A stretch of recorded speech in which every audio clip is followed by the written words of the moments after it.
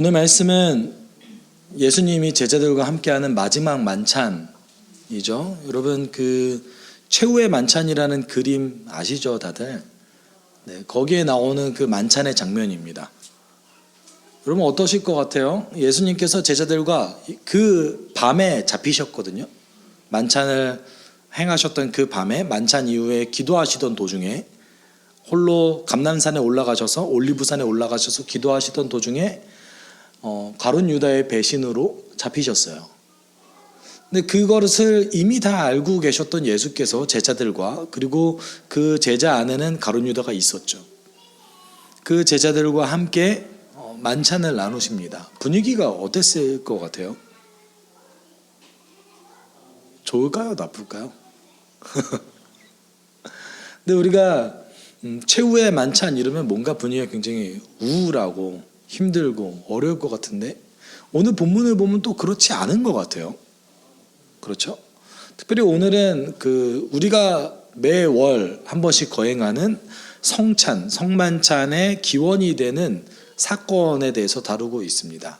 근데 우리가 보통 성만찬 그러면은 단지 우리가 예식하듯이 예수님께서 만찬 가운데 마치 그랬을 것 같은 거예요. 그렇죠? 그런데 그러지 않으셨습니다. 예수님께서는 그 최후의 만찬 동안 굉장히 긴 시간 제자들과 대화를 나누셨고 그 가운데 떡도 나누시고 잔도 나누셨어요. 그래서 기독교 학자들이 성찬을 도대체 어떻게 성경적으로 해야 될 것인가 라고 얘기할 때 마태 마가복음과 누가복음이 너무 다른 거예요. 네.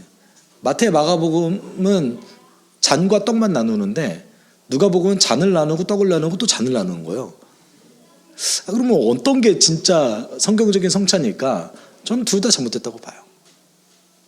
왜냐하면 예수께서 정말 한 번만 떡 나누시고 한 번만 잔을 나누셨을까?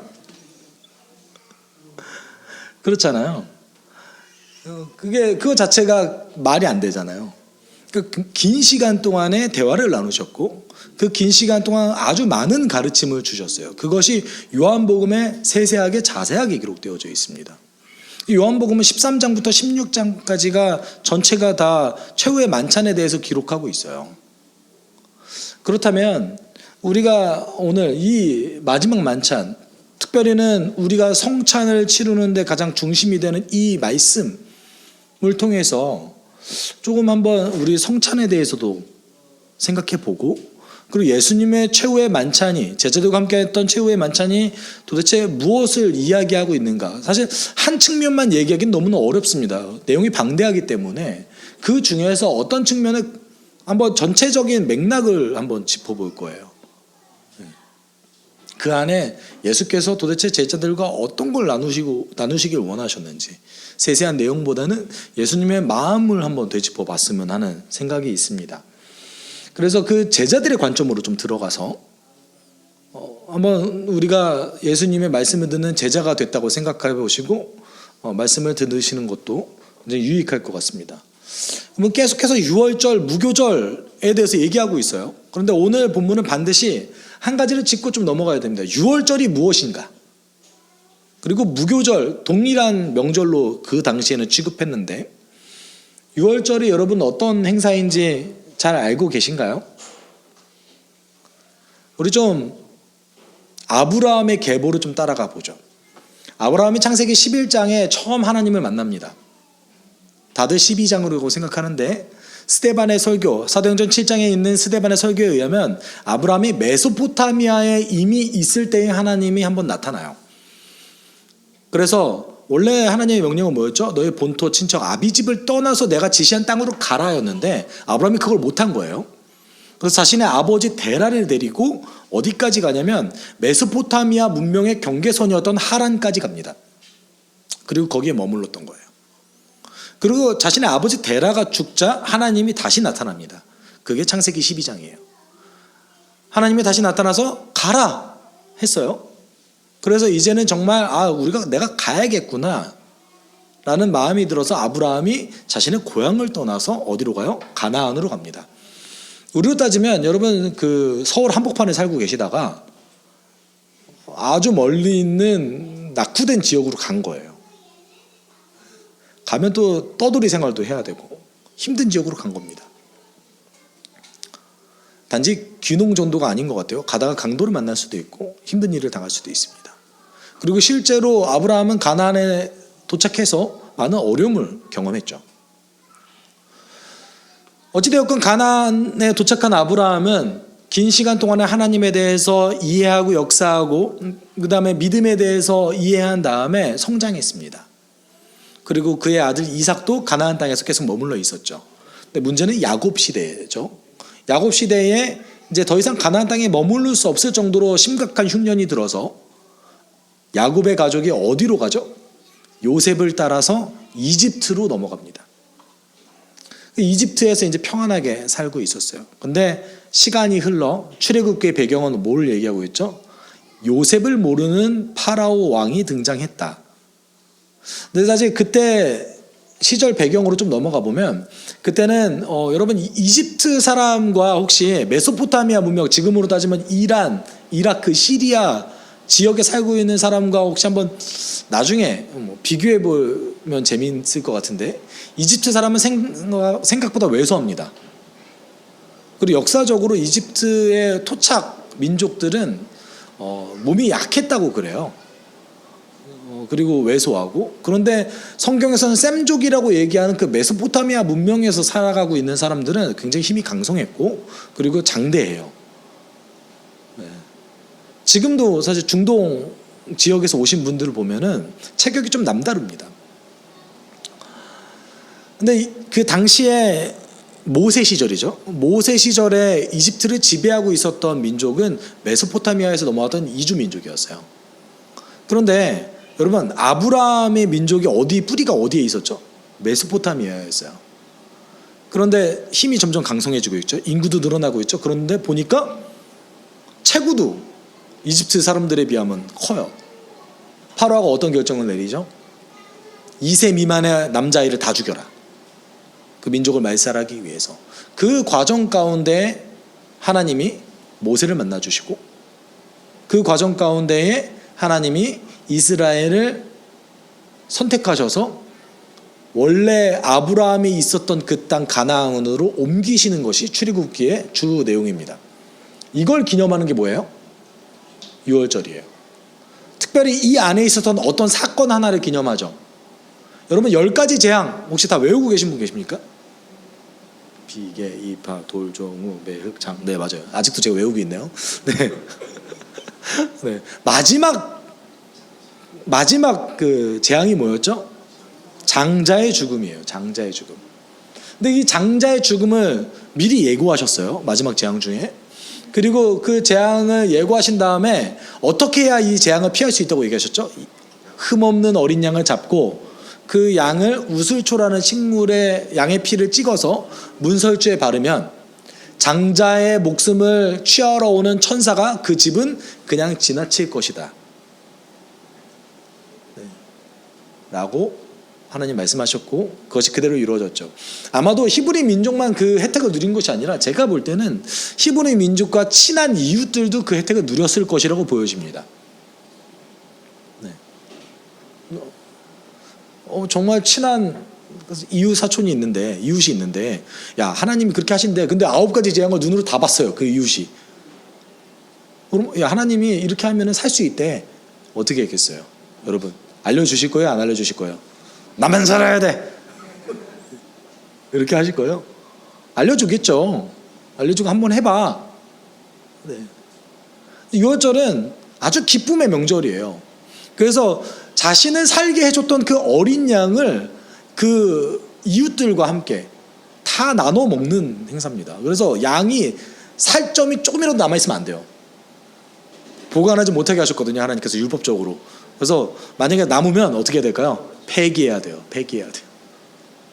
그러니까 당일날 다 먹어야 돼요. 양이 생각보다 클 수도 있잖아요. 그러면 우리 가족이 다 못 먹으면 어떻게 해야 돼요? 이웃 불러와야 돼요. 종들 불러와야 돼요. 어떻게든 불러와서 그날 자신을 위해서 희생했던 그 양을 다 먹어야 됩니다. 예수께서 이 유월절 만찬을 이제 제자들과 함께 하시기를 원하십니다. 그래서 오늘 7, 8절에 이렇게 얘기하고 있죠. 유월절 양을 잡아야 하는 무교절 날이 왔다. 예수께서 베드로와 요한을 보내시며 말씀하셨다. 가서 우리가 먹을 수 있게 유월절을 준비하여라. 여러분, 유월절을 준비할 때 어떤 걸 해야 될까요? 나름 지키는 순서가 있을 거 아니에요. 그렇죠? 세 가지, 크게는 세 카테고리일 것 같아요. 첫 번째는 장소를 정해야 될 거 아니에요.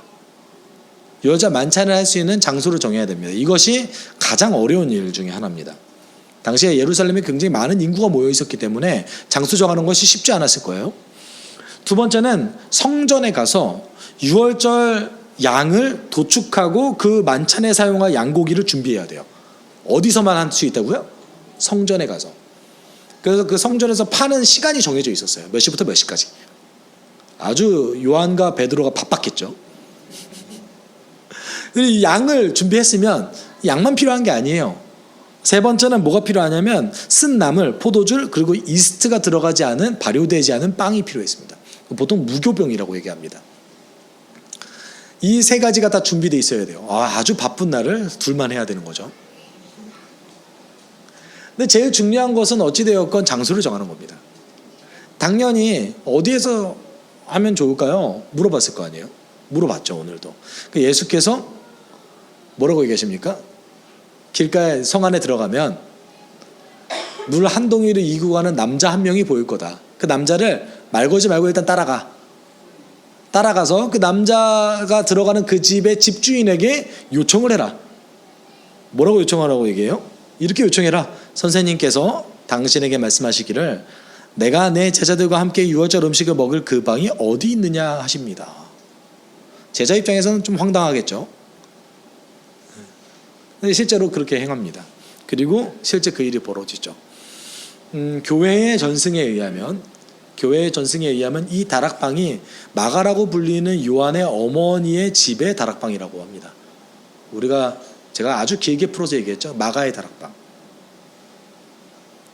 이라고 얘기합니다. 여러분, 성경에서 혹시 마가의 다락방이라는 명사나 구절을 한 번도 보신 적 없으실 거예요.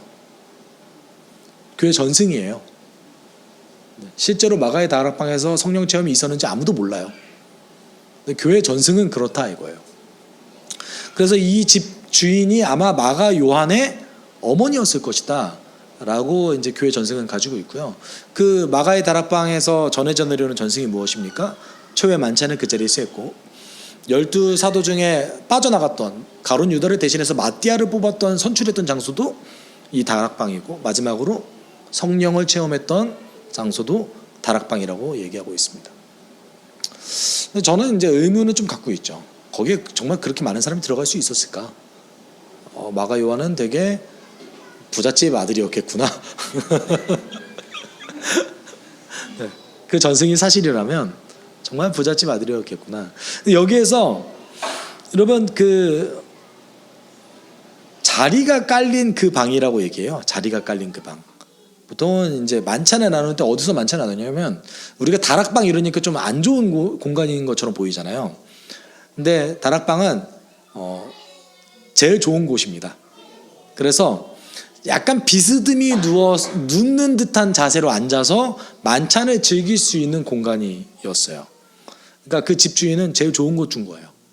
만찬할 수 있는 곳. 그리고 실제로 13절에 그 일이 그대로 벌어지죠. 그들이 가서 보니 예수께서 말씀하신 그대로였다. 그리하여 그들은 유월절을 준비하였다. 여러분, 지금 유월절을 준비하는 과정 속에서 누가복음은 예수님에 대해서 두 가지 측면을 강조하는데, 첫 번째는 예수께서 아주 경건하게 율법을 그대로 잘 지키는 유대인이었다는 것을 좀 강조하고 있어요. 기본적으로 여러분, 율법은 좋은 거죠. 나쁜 게 아닙니다. 그 율법을 통해서 의미를 되새기고 하나님을 알아간다면 율법만큼 좋은 게 없겠죠. 바울도 율법이 좋다는 것을 인정했습니다. 예수님은 율법을 아주 신실하게 잘 지키셨던 유대인 중 한 분이셨습니다. 그리고 두 번째는 만찬을 준비하는 모든 과정을 누가 지금 진두지휘하고 있어요? 예수께서 진두지휘하고 있습니다. 그러니까 예수께서 지금 자신이 가지는 지상사역의 마지막을 대미를 장식하시는데, 그 모든 과정은 세세하게 지금 예수께서 진두지휘하면서 가시고 계신다는 거예요. 근데 그 과정 속에서 어떤 일이 있어요? 유대 지도자들은 음모를 꾸미고 있어요. 가룟 유다는 배신을 계획하고 있습니다. 근데 그럼에도 불구하고 그 모든 것이 누구의 지혜 안에 들어가 있는 거예요? 하나님의 지혜 안에 있는 거예요. 그러니까 하나님께서 가룟 유다를 배신하게 하셨다는 게 아닙니다. 그것이 큰 문제가 되지 않았다로 보셔야 됩니다. 네. 제가 지난주에 그것을 좀 자세히 나눴었죠. 네. 가룟 유다가 배신 안 했어도 예수께서는 다른 방법으로 유월절에 돌아가셨을 거예요. 여러분, 그리고 이제 유월절 만찬이 시작됐어요. 근데 유월절 만찬을 보면 조금 이제 마태복음과 마가복음의 뉘앙스와 누가복음이 좀 달라요. 누가복음은 조금 더 제자들을 배려하는 형식으로 쓰여졌고요. 요한복음은 훨씬 더 제자들을 향한 사랑을 드러냅니다. 이제 마태, 마가복음은 조금 더 간략하게 기록했기 때문에 그냥 성찬식 하는 정도로만 느껴질 수 있거든요. 근데 이렇게 누가복음의 뉘앙스를 보면 예수님의 그 최후의 만찬에 그 마음을 느낄 수가 있어요. 그래서 15절, 16절 우리 같이 한번 읽어볼까요? 시작. 예수께서 그들에게 말씀하셨다. 내가 고난을 당하기 전에 너희와 함께 이 유월절 음식을 먹기를 참으로 간절히 바랐다.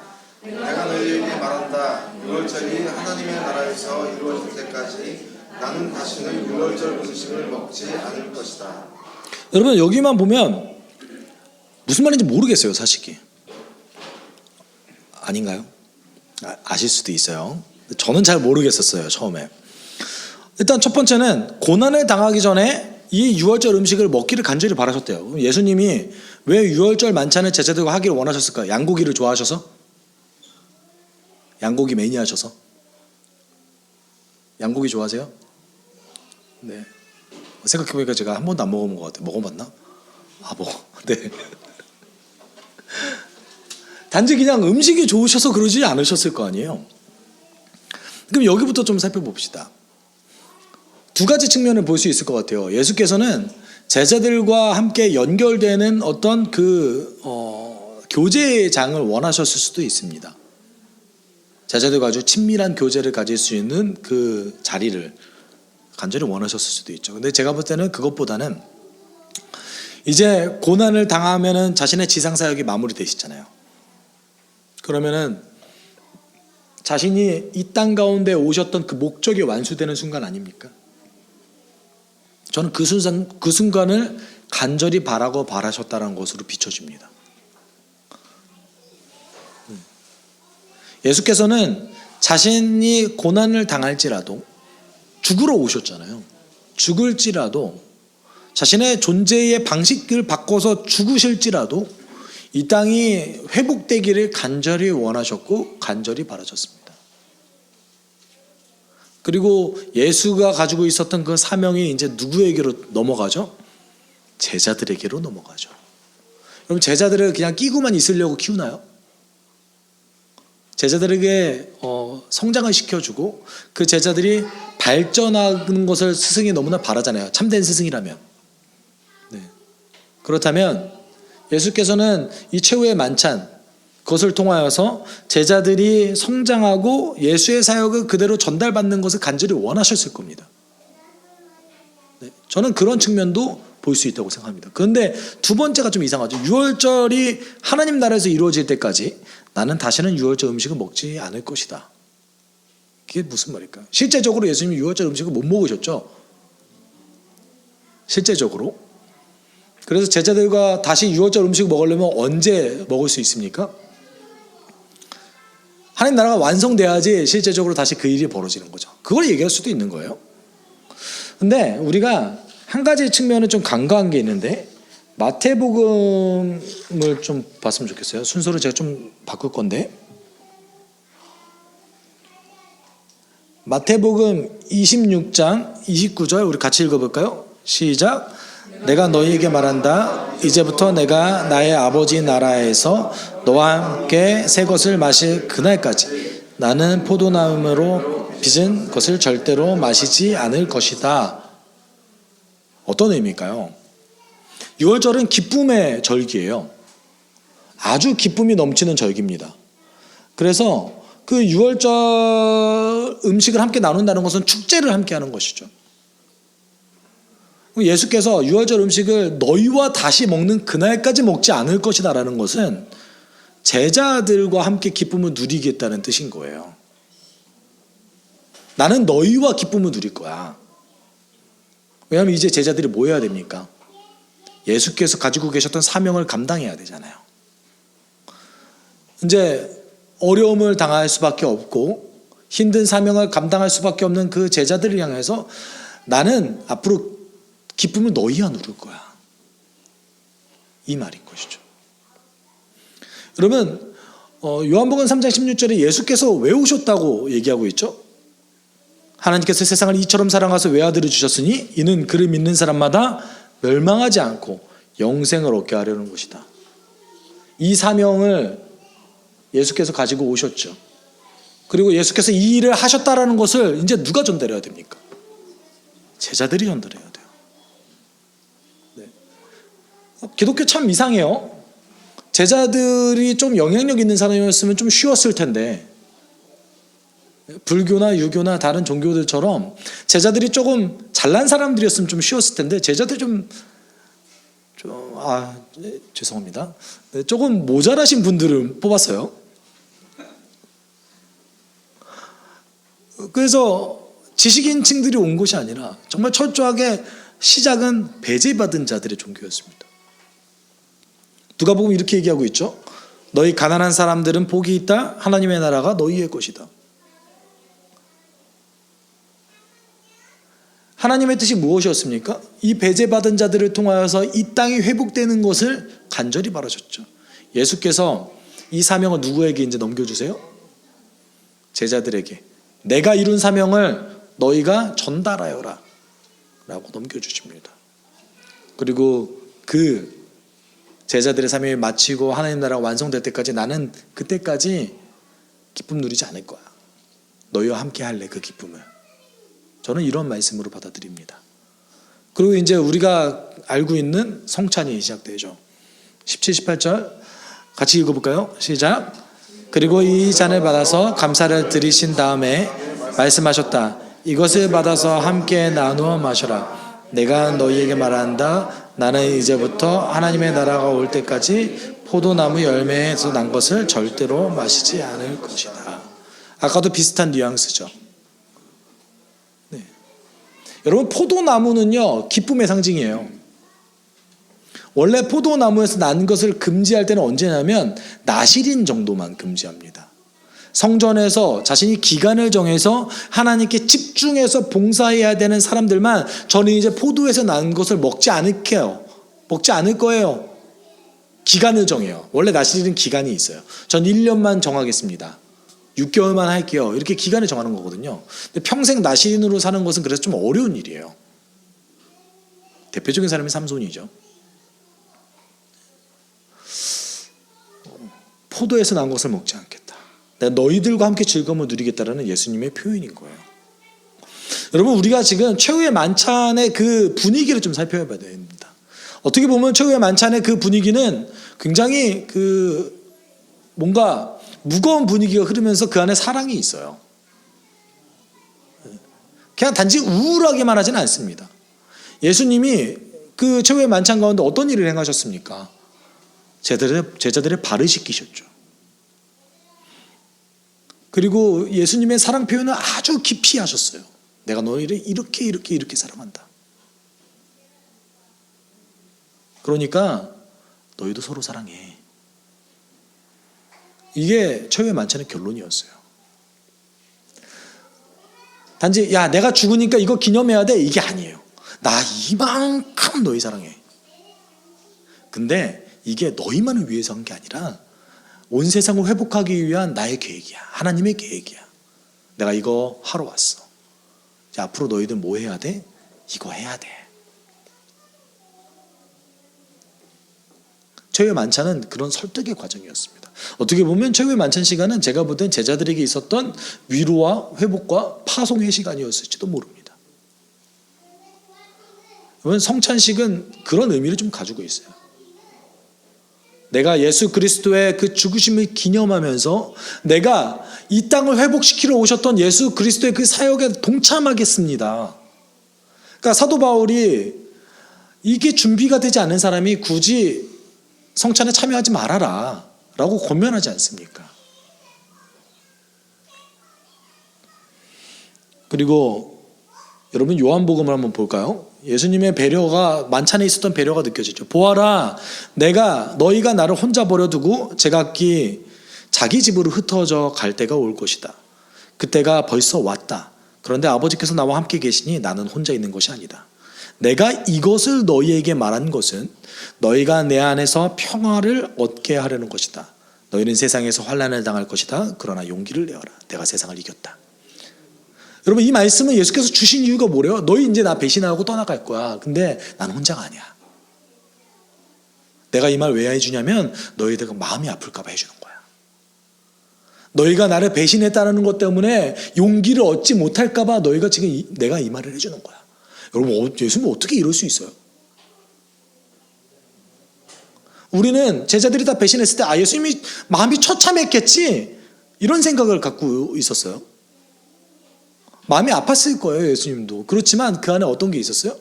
그 현재 모습에 머물러 있지 않으셨어요, 예수님은. 어디에 머물러 계셨어요? 내 복음 때문에 환난당하는 그 제자들의 모습이 이미 눈에 선한 거예요. 예수님이 제자들을 처음 선교 훈련을 위해서 파송하셨을 때 내가 너희들을 세상에 보는 것을 이리 가운데 양떼를 보내는 것과 같다. 그 마음이 다시 드셨을 거예요. 그러면서 용기를 내기 위해서 어떤 말을 하셨어요? 야, 너희들 나 배신할 건데 그거 너무 마음에 두지 마. 나 혼자가 아니야. 하나님이 나와 함께 계셔. 너희가 앞으로는 세상 속에서 나 때문에 환난을 당할 거야. 근데 걱정하지 마. 내가 이미 이겼어. 내가 이미 다 했어. 여러분, 만찬의 그 분위기가 느껴지십니까? 그렇기 때문에 그 의미를 되새기기 위해서 누가복음 오늘 본문 19장 20절에 예수께서 또 빵을 들어서 감사를 드리신 다음에 떼어서 그들에게 주시고 말씀하셨다. 이것은 너희를 위하여 주는 내 몸이다. 이것을 행하여 나를 기억하여라. 그리고 저녁을 먹은 뒤에 잔을 그와 같이 하시고서 말씀하셨다. 이 잔을 너희를 위하여 흘리는 내 피로 세우는 새 언약이다. 여러분, 보통 유대인들은요, 각자 자기 잔을 들고 마셔요. 근데 예수께서 하나님께 감사를 드리고 이 잔을 12제자가 함께 나눠 마시기를 원하셨어요. 불결하죠? 미승적으로 좀 힘들죠? 그 과정에 어떤 의미가 있을까요? 이례적인 일이거든요. 여러분, 그 가운데서 한 공동체, 핏값으로 산 한 공동체를 뜻하는 것이죠. 그러면 사도 바울이 예수 그리스도의 그 죽으심에 대해서 의미를 다시 한번 평가해요. 예수님 죽으심이 도대체 어떤 의미가 있을까? 로마서에서 예수님의 죽으심에 대해서 얘기하는데 로마서 5장 6절에서 8절이 이렇게 얘기하고 있어요. 우리 좀 같이 읽어봤으면 좋겠는데, 길어도. 우리가 아직 약할 때에 그리스도께서는 제 때에 경건하지 않은 사람을 위하여 죽으셨습니다. 의인을 위해서라도 죽을 사람이 거의 없습니다. 더욱이 선한 사람을 위해서라도 감히 죽을 사람이 드뭅니다. 그러나 우리가 아직 죄인 되었을 때에 그리스도께서는 우리를 위하여 죽으셨습니다. 이리하여 하나님께서는 우리들에 대한 자기의 사랑을 실증하셨습니다. 여러분, 세상에 누가 죄인을 위해서 죽어요? 어떻게 보면 자기 자녀를 위해서 죽는 사람도 그렇게 많지 않을 수도 있어요. 선한 사람을 위해서 가끔 드물게 누군가가 죽습니다. 자신이 지켜야 되는 아주 숭고한 가치를 위해서 죽는 사람이 드물게 나타납니다. 그런데 죄인을 위해서 누가 죽습니까? 그 죄인을 위해서 죽으셨던 예수께서 제자들을 보실 때 아이, 날 배신할 놈들 이랬겠어요? 아니죠. 예수님의 배려가 나타나잖아요. 너희 나 배신할 건데 걱정하지 마. 너희 마음에 짐이 되지 않기 위해서 내가 지금 이 말을 하는 거야. 헌신이 나타나지 않습니까? 제자들의 발을 씻기셨던 그 예수 그리스도. 그리고 제자들의 성장이 눈에 훤히 그려지시면서 기다림이 느껴지죠. 여러분, 그렇기 때문에 예수께서 마지막 계명으로 뭐라고 얘기하셨습니까? 같이 읽어볼까요? 이제 나는 너희에게 새 계명을 준다. 서로 사랑하여라. 내가 너희를 사랑한 것 같이 너희도 서로 사랑하여라. 너희가 서로 사랑하면 모든 사람이 너희가 내 제자인 줄 알게 될 것이다. 여러분, 서로 사랑하는 것이 제자로서의 정체성을 드러내는 방법이었을까요? 우리 보통 그렇게 수단으로서 사랑을 생각할 때가 좀 있잖아요. 예수님께 사랑은 목적 그 자체였어요.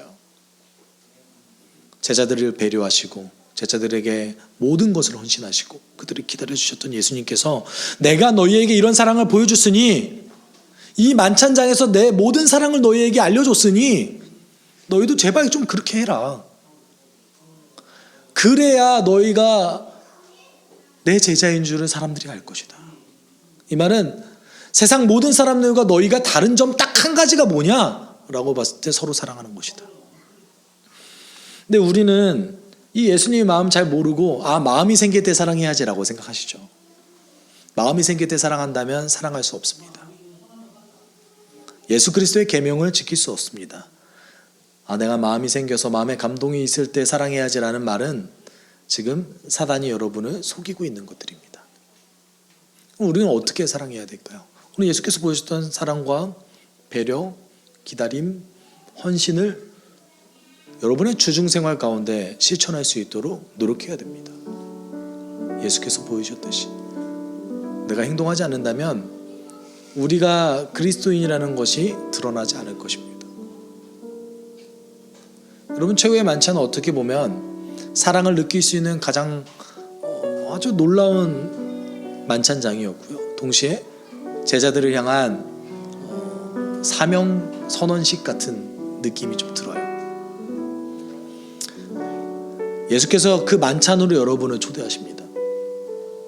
날마다 내가 너희에게 이런 사랑을 보여줬으니 너희도 서로 사랑하여라. 우리가 사랑하지 못할 이유가 무엇이 있습니까? 저는 아까 서두에서 말씀드렸듯이 사단이 우리를 속여서 우리가 예수 그리스도의 가르침을 온전히 따르지 못하는 게 억울합니다. 고단해 보일지도 모르고 사랑을 표현할 때 돈과 시간이 들고 우리의 헌신과 배려가 손해볼지는 모르지만 그 방법이야말로 예수 그리스도를 더욱더 닮아갈 수 있고 알아갈 수 있는 최고의 방법일 줄 믿습니다. 여러분, 먼저는 공동체 안에서 서로 사랑하십시오. 번호는 다 갖고 계세요?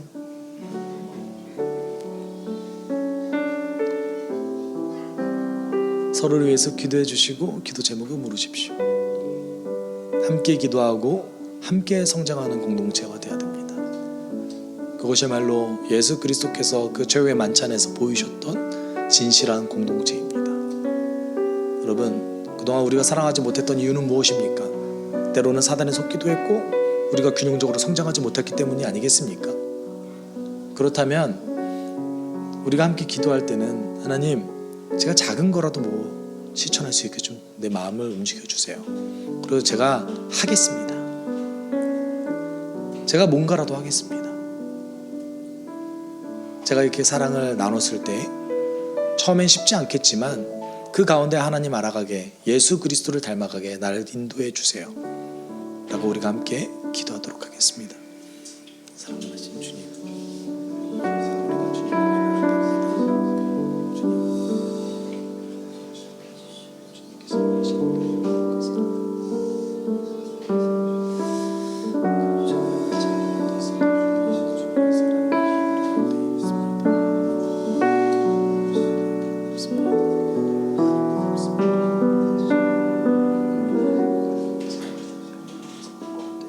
그동안 우리는 친해야만, 마음이 가야만 사랑할 수 있었습니다. 우리는 서로 잘 맞는 사람만 섬길 수 있었습니다. 그러나 오늘 예수께서는 유다조차도 사랑하시고 유다조차도 그대의 발을 씻기시며 하나님의 놀라운 사랑을 표현하셨습니다.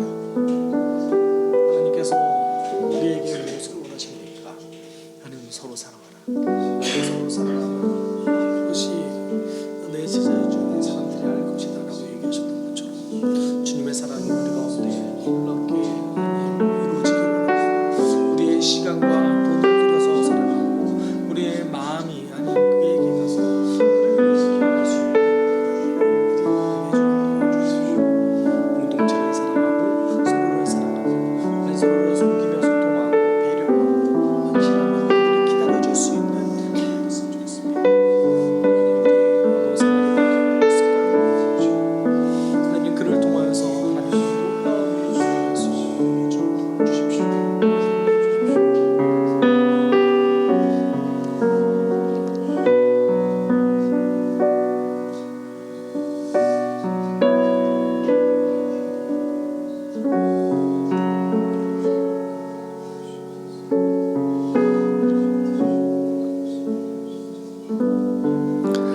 사랑과 은혜가 풍성하신 하나님 아버지,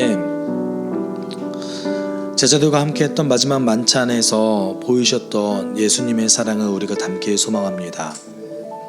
그들을 배려하시고 그들을 섬기시고 그들을 기다려주셨던 예수 그리스도의 그 사랑의 모습을 우리가 닮아가서 공동체 안에서 배려하고 그것을 통해서 우리의 언어 습관이 바뀌고 서로 헌신하고 우리의 시간과 돈을 들여 서로를 섬기며 그리고 누구든지 연약한 자들이 성장할 때까지 기다려주는 공동체 되기를 소망합니다. 그것을 위해서 모범을 보이는 공동체 되기를 소망합니다. 하나님, 우리가 진실한 공동체로 나아가게 인도하여 주시고 우리가 서로 사랑할 때 하나님을 놀랍게 알아가고 예수 그리스도를 닮아갈 수 있는 하나님의 놀라운 선물들이 주어질 거라 믿습니다.